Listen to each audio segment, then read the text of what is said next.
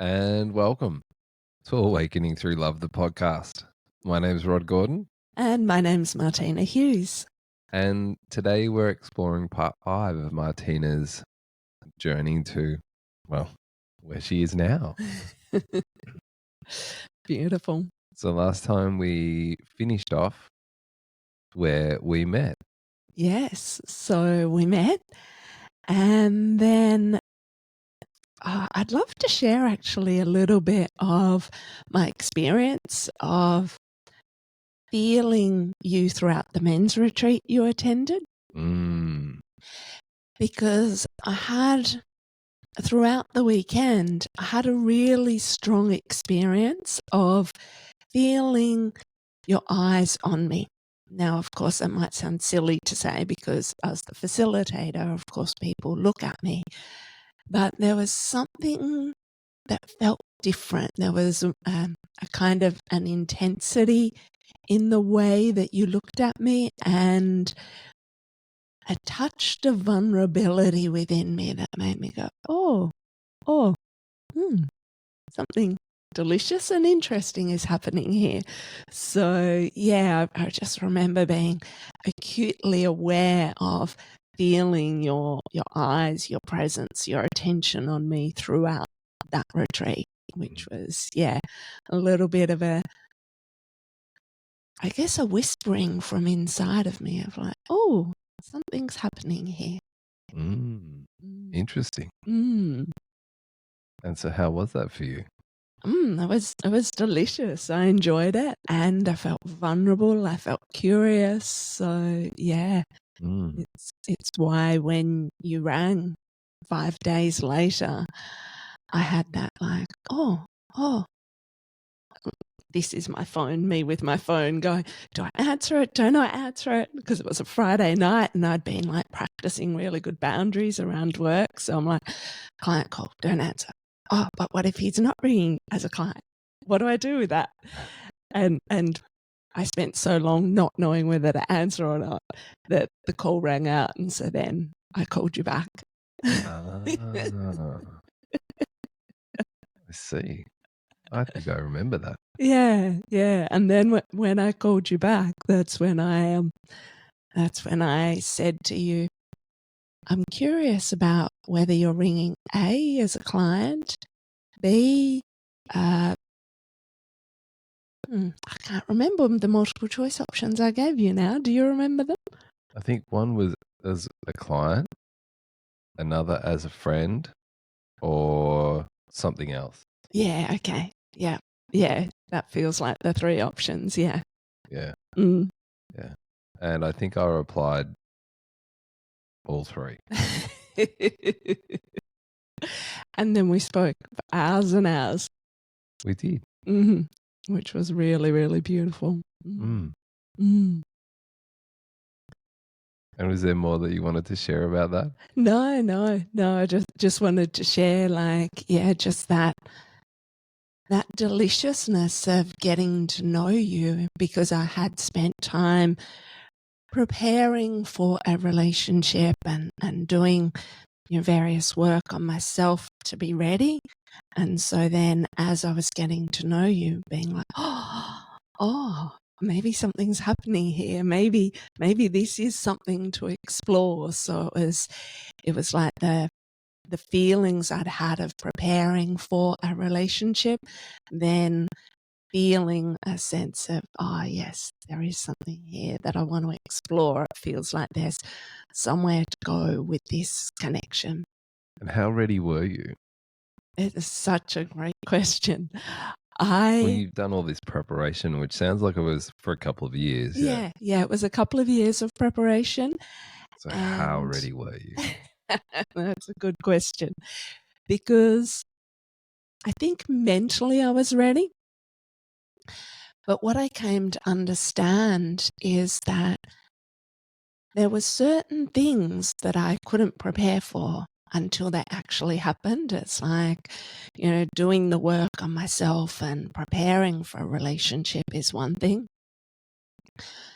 But then actually receiving and allowing relationship in and allowing who you are to be part of my everyday life, that was a whole other thing. So, yeah, over that first probably 6 months, there was a bit of stop-start energy with us. And so that also, caused me to go, oh, maybe I'm not ready. Oh, yes, I am. Maybe I'm not. Yes, I am. And so there was a little bit of that went on for a while. And then I remember a point at which I was like, yes, I want to do this. And then you were unsure. And then there was a further bit where you were like, okay, I'm ready. I want you to move in with me. And I was like, whoa. I feel if I remember correctly, which is entirely possible that I don't, is that took a real 3 months to land in your body. Yeah. I can't say specifically the time frame, but you inviting me to move in felt like a real stretch because, yeah, as much as I wanted what it was that you were offering, I also, all of my fears and concerns and anxieties were well and truly flushed up at that point. I think it's great that I was the one that was committed first. I'm like so proud of myself. My ego is so big right now. Just loving myself. We should end the podcast here. Oh, you're hilarious. Yeah, well, I know I know for me I had a similar experience because in my podcast we were talking about how I hadn't had a relationship for a couple of years and I wasn't going to have another relationship till I had the skills that I needed to show up in the relationship, me being the common denominator in all my relationships. And clearly they're all my fault to some extent. But in all that preparation, none of it prepared me for a relationship. That was the interesting thing that I noticed, is that there's no amount of work I can do on myself solo that'll truly prepare me for what will be flushed up in intimate relating. Yeah, I 100% agree with that. There was that sense of, and particularly when we were deepening in the relationship, there was that sense of like all of my anxieties, all of my fears, all of my, I want to run and hide, I want to get away, like all of that was like coursing through my body at different times. And at the same time, I've got this like, thought you were ready. And I freak you out. Yeah. I had a very similar experience. Like there's nothing, I don't think there's anything that we can do that can prepare us for our stuff getting flushed up. Because I know I was at a place where I thought, right, I totally understand women. I understand relationships. I'm going to smash this. I'm ready. Yeah. Yeah, I wasn't. Yeah. And I didn't. and I think perhaps what goes on is that doing our own internal preparation was valuable, because I would say the tools you brought and the tools I brought were valuable. But then there's certain things that happen that need to be healed at a relational level. So for me, my fears of abandonment, for example, it's like, whilst I was living as a single woman on my own, I could be like, oh yeah, dealt with that fear of abandonment, I'm good. But then of course, when I'm living on my own, it's not being pressed up against. But then as soon as I was living with you, it's like, oh, fear of abandonment, terror, want to die, want to hide, want to run away so I don't get abandoned. Like, the intensity of that came back like full force. So it's like it needed to be healed and felt and addressed at the relationship level, not as a solo person. Yeah. Awesome. Yeah. How did that feel for you? Excruciating. And, I wouldn't say it's 100% complete. I feel like it still has a shadow of an imprint.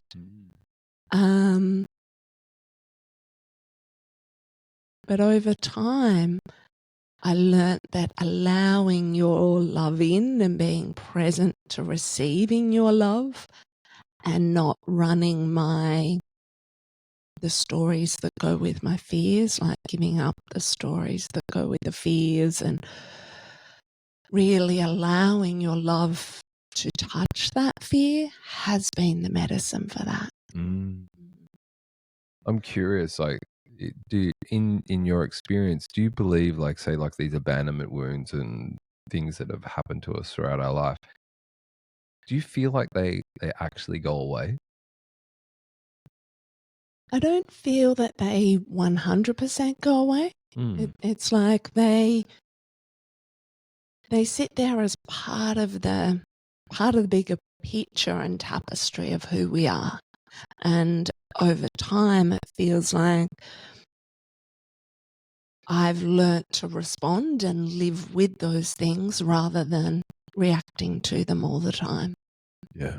Yeah, like my feeling in my body or experience is that they don't go away, but my relationship to them changes. Mm, And it's in some ways there'd be an interesting conversation to have because I think that's what healing looks like. I don't mm, think, like, in our Western medicine modality, you go to the doctor, you take a tablet, your illness or your pain or whatever, it just goes away completely. mm. But I think healing, like, emotionally looks different to that, Yes. in that the feelings and the experience is still in our body that we're aware of it, but our relationship to that experience changes. Mm, And I think that is a very different outlook on what healing is, and also how it appears in our bodies and how to recognize that it's actually happened, rather than picking the scab off it and re-traumatizing mm. ourselves constantly.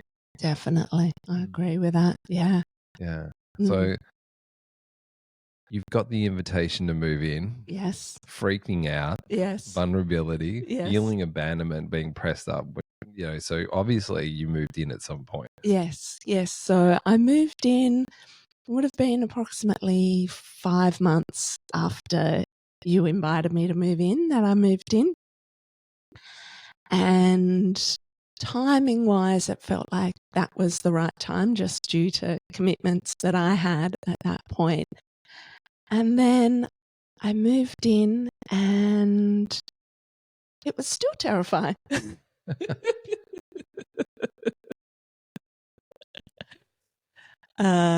Yeah, the intensity of my fears actually escalated with moving in, because with moving in,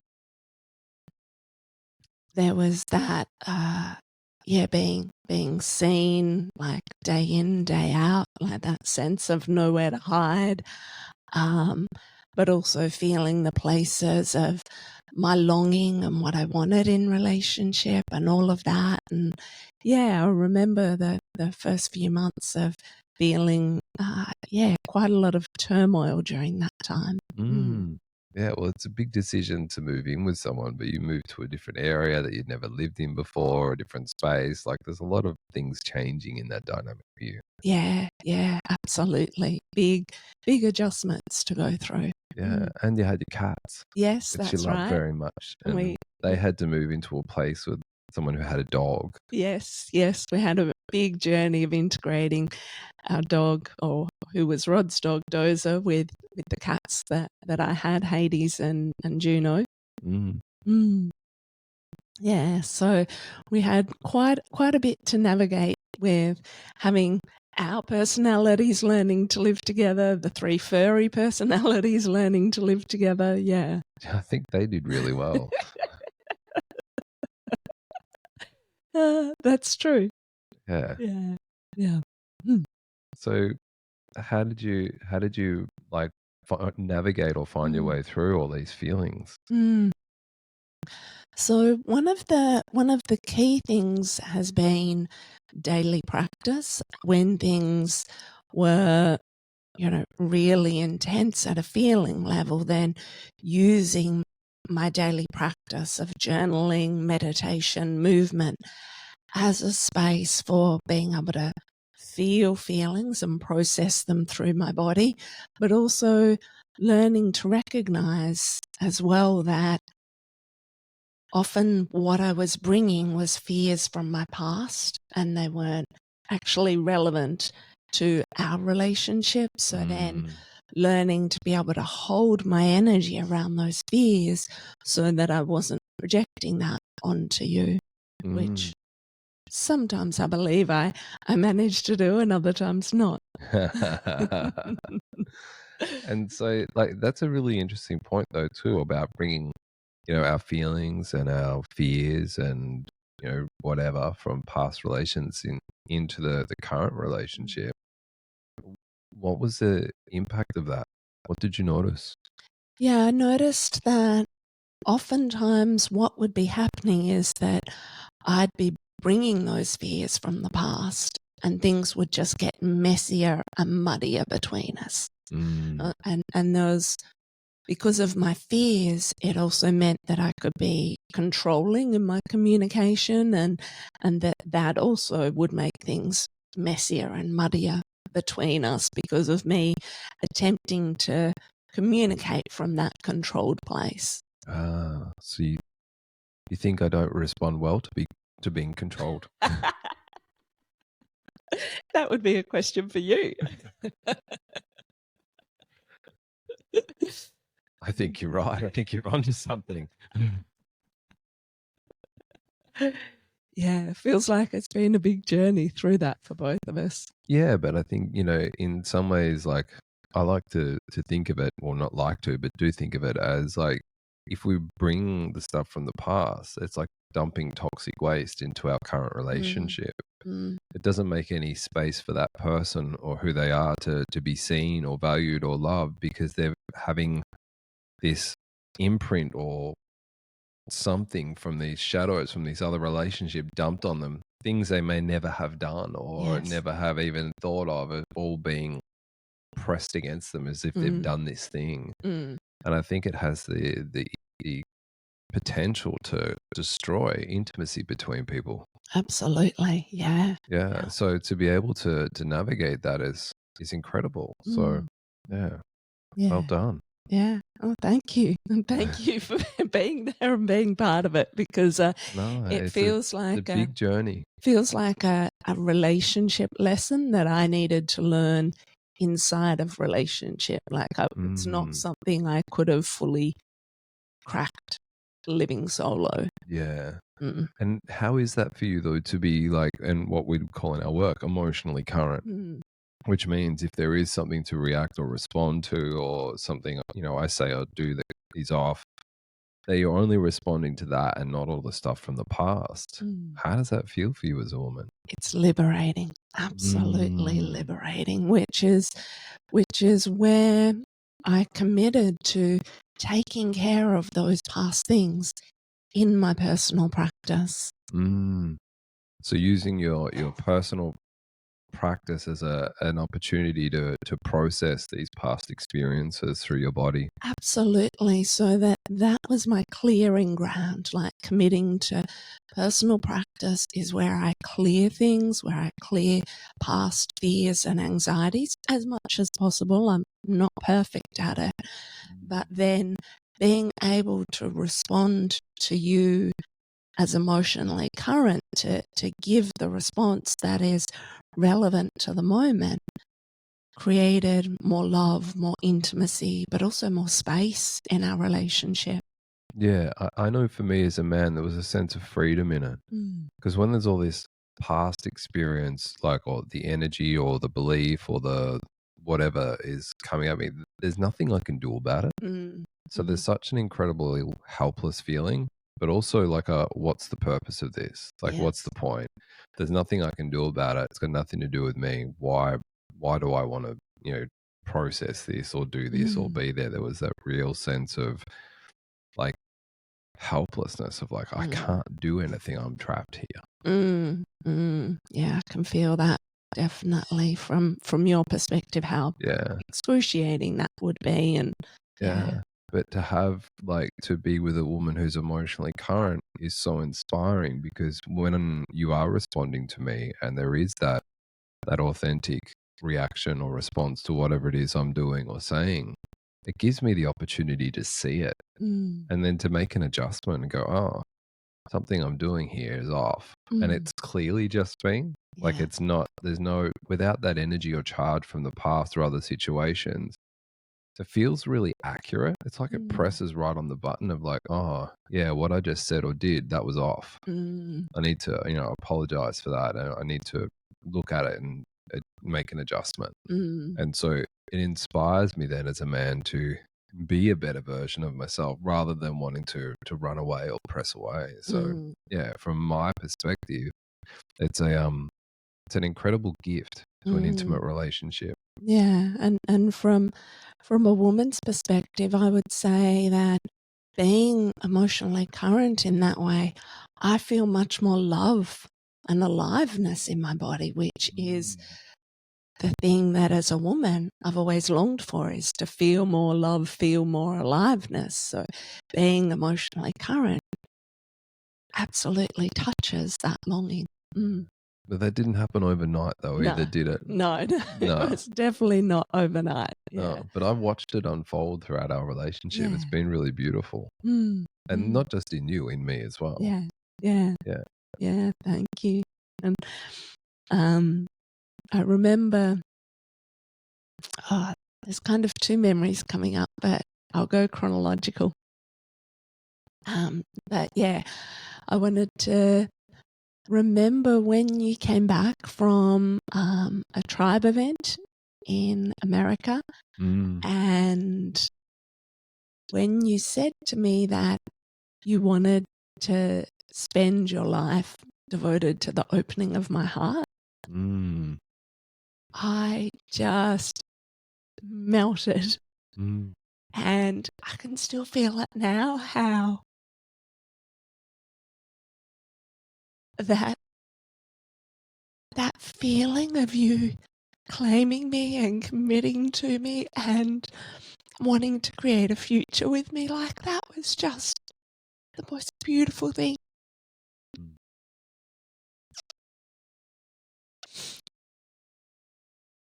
You might want to keep talking a little bit so there's not dead air for people who are listening. All right. I'll let you grab the tissues. Yeah, unfortunately, Tribe is no longer together, but there was an event that I attended in America and I was inspired by one of my teachers there. There was three teachers there at the event and it was amazing. But one of the men was devoted to husbandry and he was so deeply devoted to loving his wife. And it just inspired me so much. The level of dedication and commitment and attention to detail he had in loving.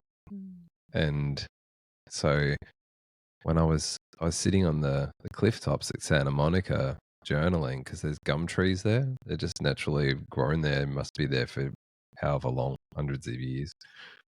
So it felt like home. So I sat up there and journaled. There's under the gum trees. And yeah, that's when I had that insight, that realization of that, yeah, I'm devoting, my life to the opening of your heart. It was so powerful for me, even in the way you communicated and expressed it to me. And even now, it's just like, it's like everything else can fall away. Yeah. Yeah. So thank you for the beauty in which you expressed that to me when you did, because it felt so opening and so expansive and touched me so deeply and still does. Beautiful. Mm. Now, there was something else you were going to share as well. You said there was two in doing chronological. Yeah, so... Which I appreciate. Thank you. I could tell that wasn't a natural thing.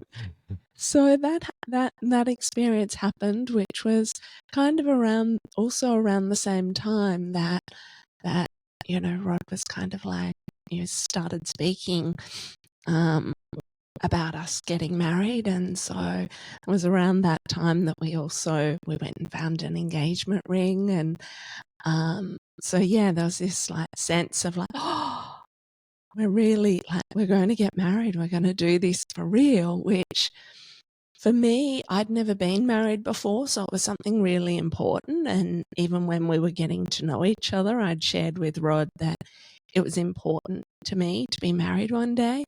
And Rod was in the place of, oh, I'm not getting married again. Yes, I had been married once before, and there was no part of me looking to re-experience that. Yeah, so I never pressured Rod around marriage. I did let him know it was important to me though. So at the time when he brought the topic up, I was like, yeah, this is going to happen here. Yeah, like, and it was the no pressure, I think, that allowed me to feel my desire to want to to ask you and to get married. Like, I think if there was pressure there, my attention would be on resisting that. Mm-hmm. But the fact that there was no hooks, there was nothing in your comments or the way you spoke, there was just no grabbing at all. There was no hook. So it was really easy, I think, for me to actually then have this space to like one, feel your desire, but then there also being no pressure on me. It allowed a sense of freedom in the moment, freedom in that experience, freedom to feel how I felt, to be a yes or to be a no, but also to find, what is it that I wanted to create with you? What is it that I wanted to do? And it was like, yeah, right, okay, this is simple. Yeah, beautiful. And for me, it was always that being married felt like a deeper kind of commitment, like creating something together more sacred, more beautiful. Wasn't about the wedding day or any of those kind of external things, but really about honoring our commitment together and then being able to share that with others. So yeah. Mm. Something else happened though recently after that. Yeah, so not long after that, which is where I was going to go in the chronological time frame, Uh, is that Rod's accident happened. So to give you my version of Rod's accident, because we spoke about it in Rod's podcast, but my experience of it was that Rod had been unwell. I was going to yoga that evening and I said, oh, do you want me to stay home from yoga? And he was like, no, go to yoga. I've got an upset tummy. There's nothing you can do. So off I go to yoga, leave yoga, and there's this message on my phone that says help 7. That's all it says from Rod. Now, first of all, Rod never, ever asked for help back then. So True. a message that said help 7, just my stomach did a double backflip and I pressed call to ring him straight away. And then Rod shared with me that he was on the bathroom floor and he couldn't move. And so I said, I'm going to ring an ambulance. And he said, no, don't. I want you to come home first and see if it's serious enough to call the ambulance. And so I'm driving what should probably be around a 17-minute drive. I probably did in around 12 minutes. Nice. Know that. Walked in the front door. Dozer, our big American staffy, standing there near the door of the bathroom, just like a soldier standing guard. Hades, our little cat, sitting there like bug-eyed. So even just seeing and feeling their energies, I was like, whoa, this is not good. And then I spoke to you, called the ambulance, and they took you to hospital. And it was terrifying for me. Just for a little bit of context, this is definitely a moment that pushed a past history button for me. My dad died of a heart attack. So my very first thought was, oh my God, he's had a heart attack and that's why he can't move. Turns out that was not the case at all. That's the very first thing that flushed up for me. Interesting. Yeah. No, the flushed up. I fainted on the toilet. So I had like gastro-like symptoms. So yeah, that's enough description of that. But yeah. Yeah. I thought you were being funny when you said flushed up. No, I wasn't being funny. Yeah, so then Rod was at the hospital for the local hospital for the next probably 24 hours or so, and they did tests and tests and tests, and I went home and slept for a few hours, but watching him in pain was just horrendous. Like this man who I knew to be so strong, so capable, and they would come in and they'd just like touch his hand, just like a touch like this, and it would send him into like excruciating pain. And they kept doing test after test after test. So it was that sense of him constantly being in pain and having it further activated at the hospital. All of which was really heartbreaking to watch you going through. Mm. And then you had surgery and came home after the surgery, and we were told that within 6 weeks you'd be recovered. So there was that, and there are a lot of things that needed to be taken care of in that time. Like we had, or you had Naomi managing things at the salon, which she did impeccably and beautifully. And so my only role there was updating her on your progress, which kept getting pushed out and pushed out. But progress was getting worse and worse. Yeah. Yeah. And but at a certain point of time, you couldn't even lift a saucepan or a litre of milk or a litre of water. So there was a period of time where everything needed to be done for you. Mm. And so that was, it was a lot of new experiences, like seeing you being so dependent and how much you hated being dependent, and then stepping into taking care of you. It was, a lot to navigate all at once. Just need to blow my nose. Beautiful. I'm sure everybody's rapt about that. You did that very beautifully. Thank you. Yeah, it was really, really hard to see you hurting so much, to see you lose your independence. And at the time, I didn't allow much space for how I felt about it, because I was the part in me that goes, oh, there's a crisis. I know how to deal with this. Just like totally like came to the front and went into like, okay, I'll do this. So all of that was like very active for me. And it took possibly even a couple of years to fully register how painful it had been for me. Mm.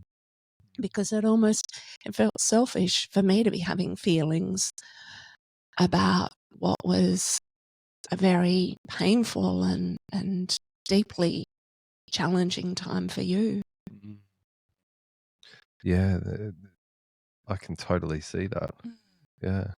And I can totally see how could you not have feelings? Like, yeah, your whole life's impacted by it as well. Or, yeah. Yeah, and that sense of, I guess, too, because we'd only been living together a short period of time, like it was probably around 7 months we'd been living together when your accident happened. So it was kind of like feeling something that we were like growing and building and creating, kind of feeling, oh, has that just been snatched away? Our lives just have been changed forever.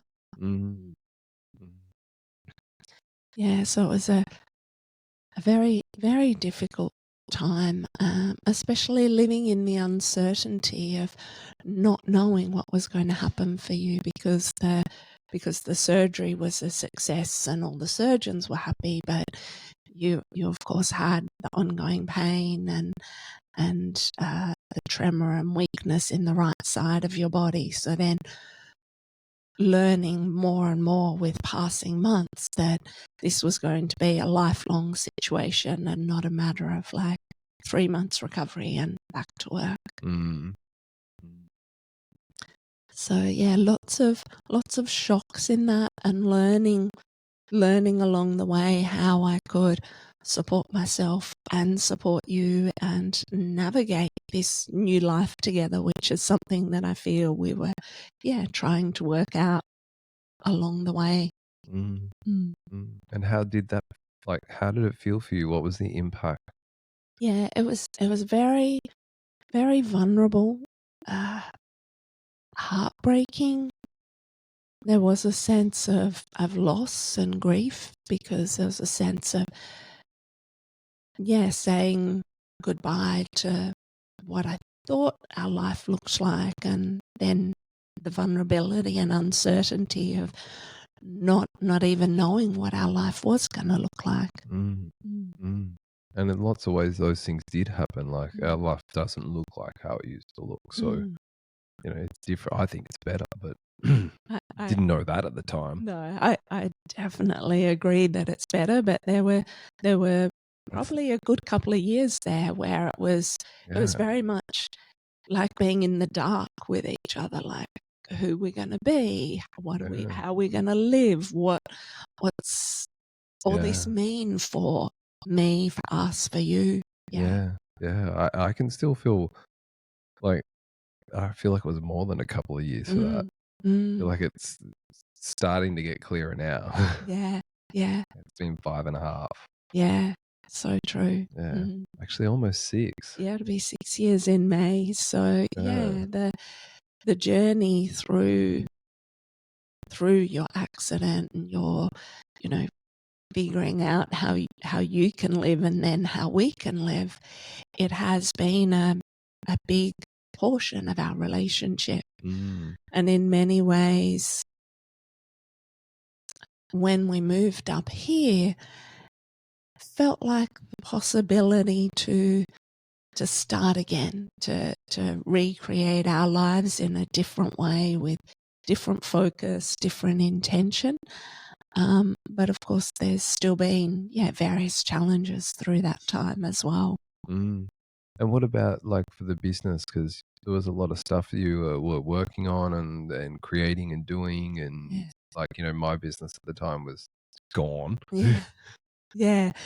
Definitely the things that I was creating at the time of your accident, a lot of that fell over because I just didn't have the energy and the capacity to put a lot of time and energy into business. A lot of the time I was just in getting done what needed to be done. So not much creativity available. And yeah, it feels like in the last year to 18 months where we've been creating new things together, it feels like, my creativity can like come back to life again. There's space for it. Yeah, yeah. Yeah. And so, somewhere after the accident, there was a decision made to move, which you've just touched on. You said we're up here. So we moved from Victoria to New South Wales. Yeah. Yeah, I'd always shared with Rod that I wanted to live somewhere warmer. Which Rod agreed. And at the time, Rod's life was very, very much based around Geelong, Torquay, and it was where he'd spent most of his life. So I also surrendered that desire. It was like... It was all of my life. I was born in Torquay, and I really didn't live much farther around the area than that. Yeah, so that was your life. And so even though I'd expressed my desire to live somewhere warmer, when I moved in with Rod, I let go of the desire to live somewhere warmer because part of me went, this man has lived here his whole life. Truth is, he may never move. So I surrendered my desire for living in a warmer climate. But then 2020, which was the first year of COVID in Victoria, and at the point where Rod was no longer working at the salon. I think by that stage he'd been 2 years or so since the accident. And Rod said to me one day, he goes, we've had to transition all of the work you're doing to online, and we don't have to be location dependent anymore. How about we move? And I went, that's a good point. Yeah. It's my son at the time was independent. He was off working, living his own life. It seemed like once a month. Mm, And I just thought, why are we here? yeah, Like, yeah, I don't have my business anymore. My son's off living his own life. He wants to travel and do stuff. yeah. There was so much clarity in that moment. Like when Rod said, we don't have to be location dependent. Why don't we move? It was like zing. Like something came alive in me. I was like, oh yeah, that's so true. Let's do it. Yeah. Yeah. And then began the search, which was kind of up and down the whole east coast of Australia and across into the South Australia as well. Yeah. And you were adamant you didn't want to live in Queensland, but you really wanted to live in New South Wales. Yeah, yeah. There's something about New South Wales that I find it really hard to put into words, but New South Wales feels like my spiritual home. Like it feels, the land here just speaks to me in ways that land in other places doesn't. And do you remember like how you came, not you, how we came to the decision to move? Specifically to Southwest Rocks. Yeah. Yeah. So both of us had a couple of interesting pieces of information that was shared with us that formed part of the bigger tapestry. So I was doing an online course at the time, and the online course had a very shamanic kind of earth-based land approach to it. And the facilitator had said to me, because our house had just sold and I'd been sharing that on the online course, and she said, you don't have to worry about where you're going to move. The land will choose you. And I was like, how can land choose us? We can't even leave our 8-kilometre radius or whatever it was. We were in lockdown at the time.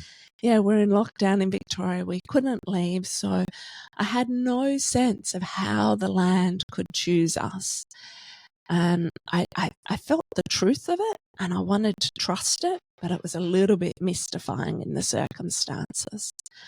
And then there was another piece where Rod had heard that when you move to land, it can be supported by asking the local Indigenous people for permission to move there. Do you remember that? Yeah, I spoke to, was actually, her name was Cindy, and I was doing an equine therapy after my accident. Like I did every kind of thing I could do, but equine therapy was amazing.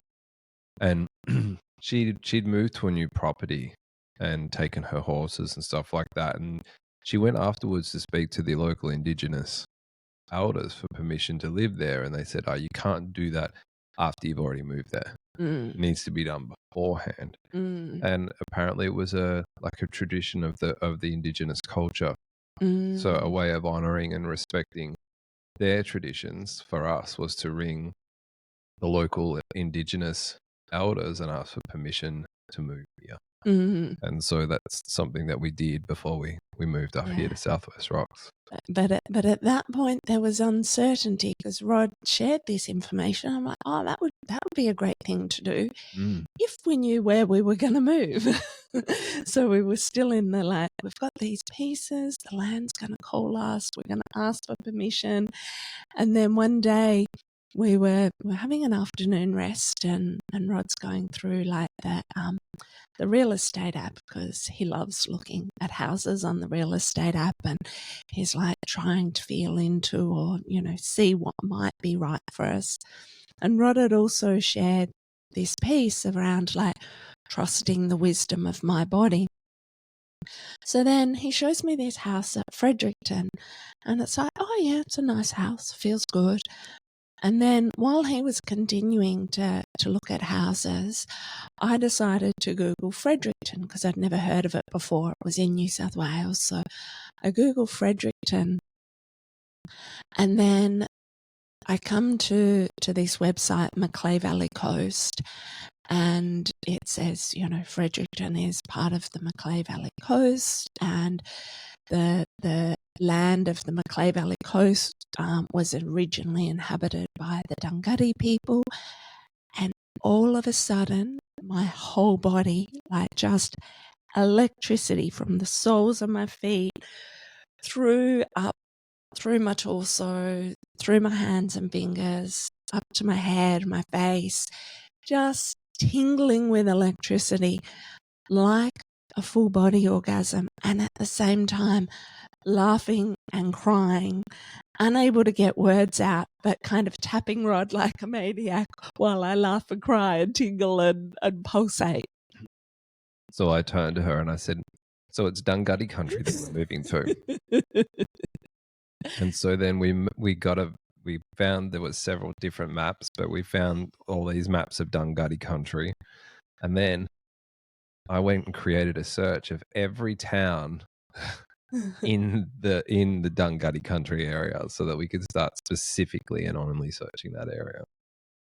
And so then we also looked up the elders for Dunghutti country and found a website that referred to Uncle Bob in Kempsey. So Uncle Bob and I played phone tag for a while, leaving messages with each other, until one day we finally spoke, and I explained to him that we were looking for permission to move to this area.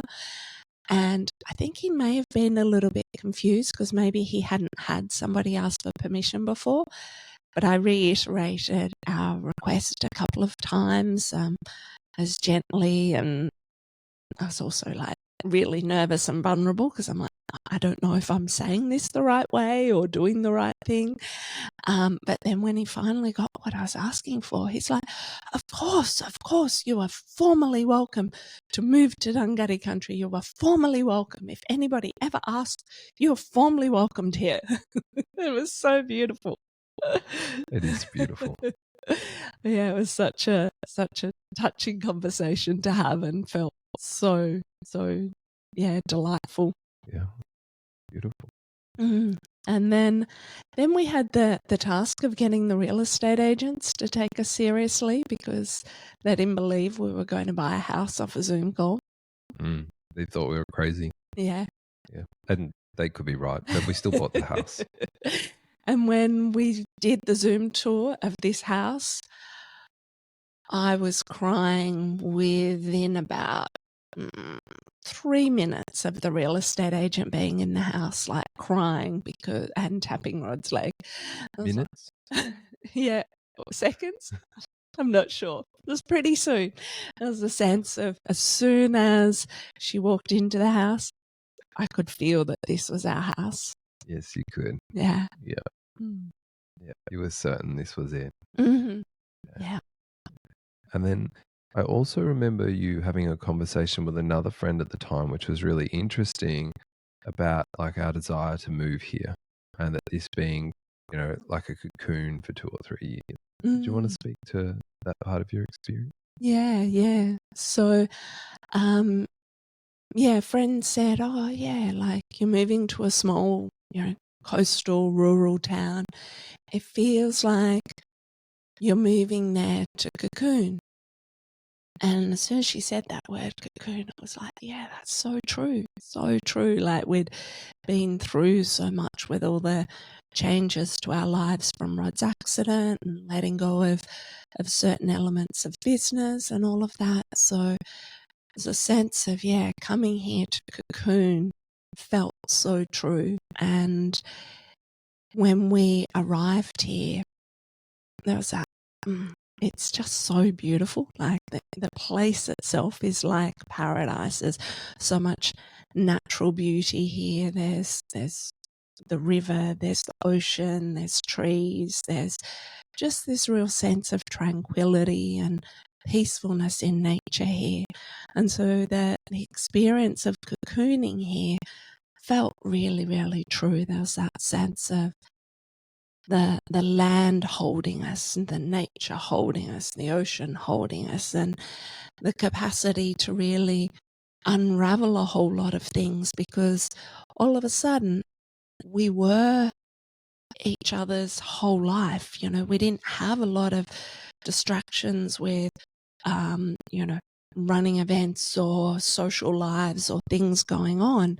There's a sense of really leaning into the relationship a whole lot more, which supported a whole new level of relationship and healing for each of us individually, as well as relationship healing and growing into the next phase of our lives. Absolutely. Sorry, I was giggling because I had no social life.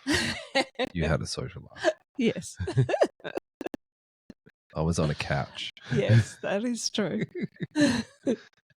Yeah, and I remember like I went to a men's event, an MKP one here in Australia, and I remember one of the men, it was one of the Indigenous men, was describing that the caterpillar becoming the butterfly, so to speak, and that it, like, I always thought it was such a beautiful, peaceful thing, that caterpillar. And I even remember as a kid seeing cocoons and like cutting them open so the butterfly could get out. And turns out that's so helpful. not a good thing to do. What makes the butterfly's wings and makes it so beautiful is its struggle within the cocoon to get out. And it's only through that struggle that it presses all its, because it's basically juice once it's in there, but it presses all that down. That's all the veins you see running down the wings.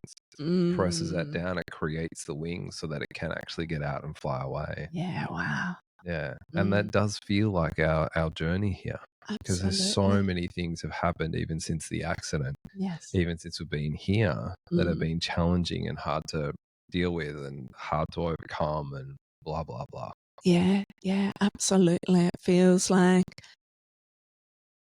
the depth of our commitment to relationship and growth and commitment to each other feels like it's, in some ways, I'm kind of getting this like image of a wine press. It's like it's pressed us in all the ways to